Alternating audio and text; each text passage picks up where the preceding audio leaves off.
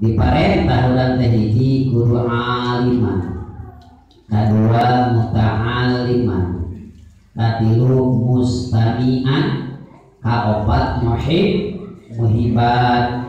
Tauran teh bila mana urang mampu urang teh aliman hartina jalma alim kudu ngadidi lamun tiasa mah nyata ngadidi ku ilmuna anu aya dina dirina anu kapimilih ku jiwana kade ulah dikorekeun nya ilmu anu wajib teh hukumna kade eta teh.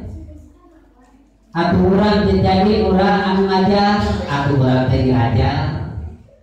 Nyata tolabul ilmi. Kumaha cenah lamun urang ngadidik henteu, diajar henteu, atuh urang teh mustami'an angkat ka tempat ngupikeun.